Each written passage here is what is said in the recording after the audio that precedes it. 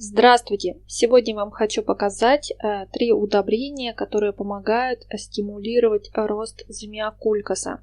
Именно мы будем влиять на листву и увеличить образование клубней, чтобы они были намного больше. То есть крупные клубни, они дают большие листья у замиокулькаса. Поэтому удобрения обязательно необходимо вносить. Посмотрите. Я вносила эти удобрения, и у меня стало распирать горшок.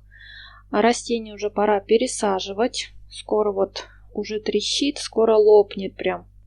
Горшочек это у меня в 3,5 литрах стоит. И, кстати, сегодня малышу моему ровно год. И за год он дал 12 новых листов. И у вас также может получиться. Итак, давайте начнем. Первая связка удобрений. 1 литр воды. Отстойную всегда используем. Первое удобрение это аммиак или нашатырный спирт. Его можно купить в аптеке либо в садовом магазине. Нам надо 2 мл на 1 литр воды. Я обращаю ваше внимание на то, что обязательно 2 мл на литр воды. Никогда не вносите больше никакой столовой ложки на литр, иначе сожжете корни. Именно 2 мл на литр воды. Также в эту воду добавляем циркон. Циркон это природный стимулятор как корнеобразования, так и зелени. 4 капельки на 1 литр воды добавляем прям в нашатырный спирт. Смешиваем, чтобы водичка у вас начала пениться. Обратите внимание, я удобряла.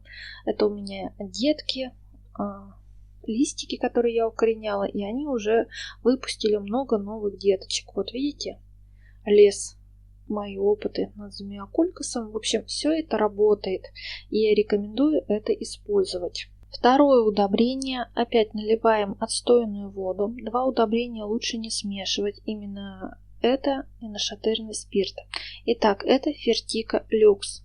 Она хороша тем, что в ней очень много полезных макро- и микроэлементов. Обратите внимание на количество фосфора, на количество калия. Его там очень-очень много. Это удобрение стимулирует именно рост клубней. То есть клубни становятся большими, мощными, которые потом дадут много листьев, веток. Нам надо всего 2 грамма на 1 литр воды. И чтобы усилить это удобрение, чтобы оно было еще лучше, мы добавим к нему циркон. Как вы помните, циркон увеличивает корнеобразование и стимулирует листву. 4 капельки на 1 литр воды. Когда это все вносить? Я вношу постоянно, то есть я поливаю раз в неделю свои замиокулькасы, когда они просыхают. У меня дома сухо, сейчас отопительный сезон уже начался, и мои замиокулькасы просыхают. Чтобы проверить, что они просохли, я обычно втыкаю пальчик в грунт и понимаю, что там сухо. И тогда я поливаю. Поливаю до тех пор, чтобы вода побежала снизу. Чередую удобрения, как правило. Сегодня, например, вношу аммиак, на следующую неделю вношу фертику, либо какое-либо другое удобрение. Эти удобрения помогают стимулировать рост зеленой массы и клубней. За счет того, что клубни будут большие и их будет много, у вас будет расти много новых веток. Как у меня. У меня за год, напомню, выросло ровно 12 веток. Моему растению после покупки ровно уже год. Я его покупала маленькое, небольшое, и вот за год, благодаря удобрениям, оно у меня выросло. Также хочу напомнить, чтобы вы свое растение не заливали. Я знаю, что вот у меня просыхает быстро, но у вас, например, грунт может быть другой, и поэтому он может сохнуть долго. Поэтому ориентируйтесь по своему растению, когда оно у вас просыхает. Положенной зимой замиокулькас поливать 1 раз в месяц.